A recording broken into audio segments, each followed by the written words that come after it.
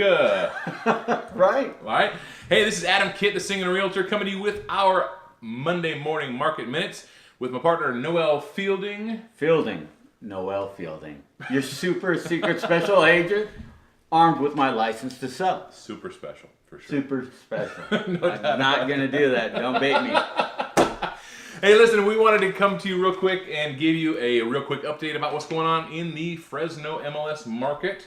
And it's kind of crazy. Since last week, there were 228 plus properties listed. Sounds great. That are currently still active. There are 228 still active, listed from last week till now. And then I checked how many were pending, which means they got accepted offers, right? Yeah? And 227. Oh, okay. Yeah, so we gained one. So if I'm doing my math right, Yeah. we have a net gain of one. That's right. That's Not right. a lot of job security in that number, folks. And some of those pendings, 137 of them have sold since last week. Closed escrow. Closed escrow. Congratulations, new homeowner. Absolutely. Right. Fantastic. Hey, so what's our topic this week, Noel? What are we talking about? Well, I think it's really important, as you can tell from these numbers, that buyers have a strategy and know what to do. And that's what I was thinking about when we talked about what our plan was. Absolutely. So far we've covered why you should sell now. We talked to the sellers. Which is also evident. I mean, it's a hot market. It's a hot market. We talked about the people who are brave enough to try to sell on their own. We call them the FSBO market, the for sale by owners, right? Yes. And so now we want to talk endearingly to our best friends, the buyers. Yeah, absolutely. All right. So, top 5 things you buyers need to know to be prepared to be successful in a seller's market. Number 5. Number 5. Going through the buying process is awesome. You get to dream about your home. Oftentimes these people are first-time home buyers. But if you're moving up, maybe you've had some kids, and your house is too small, and you're moving up, or you've got rid of all your kids, you want to move down. Whatever the case for you is, you're always going to have that specific home in mind, right? Right.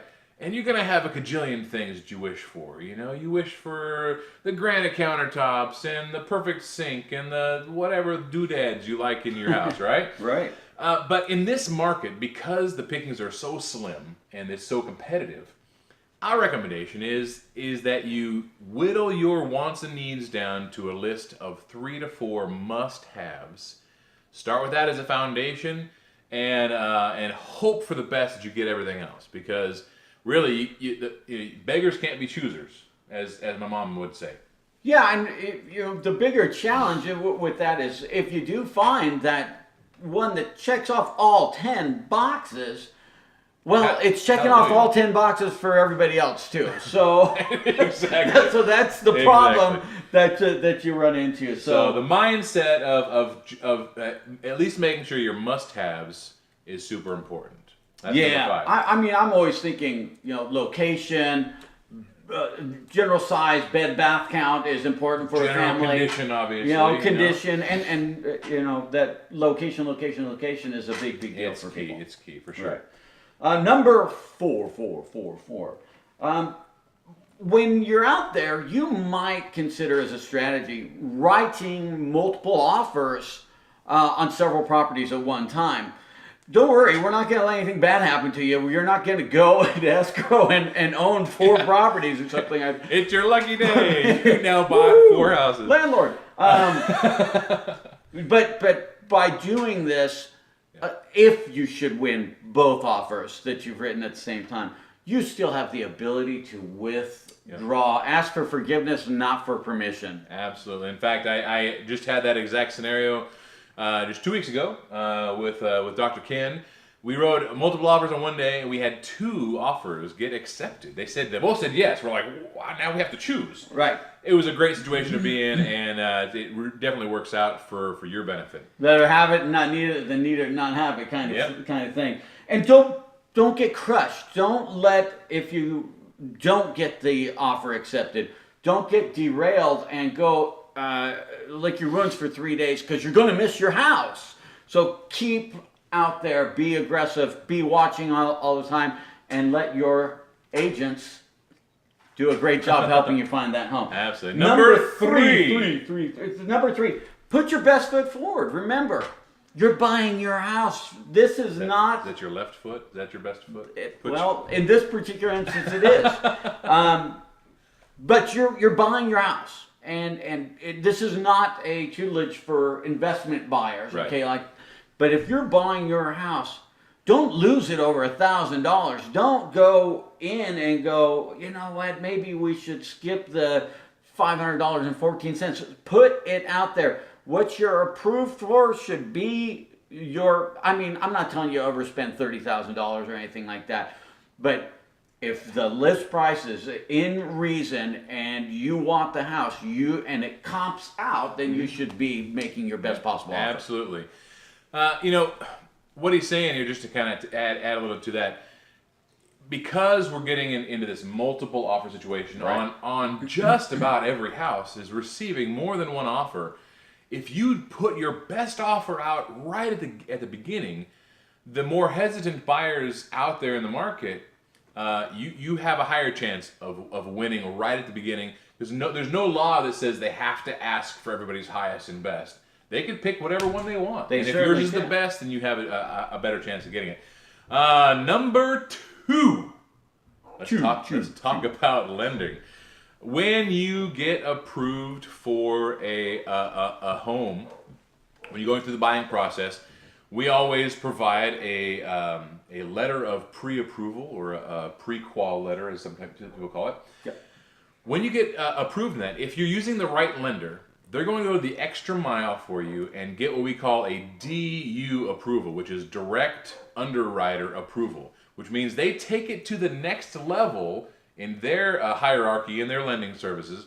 They go to the manager, basically, who's going to approve in a more depth way, which is a much stronger check off the list. Right. Comfort for the seller knowing that you are really approved for that home, and the lending is not going to be a problem. So, get a good lender. Couple that with your proof of funds. Yep. Okay.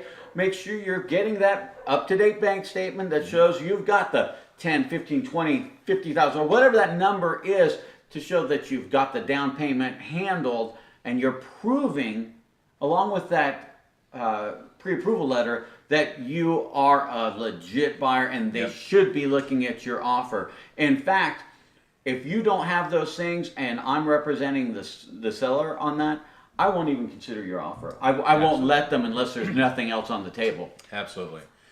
All right, and finally, the number one thing, numero uno, that you need to do as a buyer is use the right agent. There are 3,000 plus agents here in the Fresno market. It's a crazy number. It's a crazy number, and I can guarantee you that only a fraction of them are actually full-time real estate agents. Yeah, it's just, they can really sully the waters for people when you go into this endeavor and you don't have the right agent. You know what? I just picked up a new client. We are in escrow on a property, and she had the wrong agent before, and she had to terminate that relationship to go with someone that was much more aggressive, i.e. me. Right. I know a guy. And we won because we put our best foot forward, because we went into our offers prepared. You, as an agent, you need your agent to, when you say, I love this house, that agent needs to be on the phone to the listing agent right then and say, hey, I've got an offer coming. Give me a couple hours to get home and write it, because I've heard the stories of people going out, showing a house, and by the time they get to the office to write it, sold. It's horrible. So through the buying process, we work with buyers at all levels. First-time home buyers, investment buyers, second or third home buyers. But at every level, I find that there's always some need for education. Whether it's education on the market, education on this or that. First-time home buyers, it's brand new. Everything's brand new. Getting agents who know everything and have the patience and the time and the demeanor to teach you what you need to know is also super important. And we're going to throw our hat in the ring. We'd love to help you out. There's an overwhelming amount of moving parts, and it's really nice to have an agent that is comprehensively understands every step of the way and can make it simple for you. But it's really important that you find that agents and you find us now Right. because honestly, there's only room for a few buyers in my portfolio at any one given time. Yeah, between the two of us, we can service 4 to 6 buyers at a time max. Yeah. Because we are dedicated to our clients, and we want to make sure that we are always going to have the amount of time to do what's right for you. So call us. You've got the information. It's coming on the credits right behind us. So make sure you stick around, write down the email and the phone number, and get in touch with us, okay? That's right. And if you're catching us on YouTube, make sure you just hit the subscribe button at the bottom. Like us on Facebook, and we'll see you next week. Take care. Thanks, everybody. Got this feeling in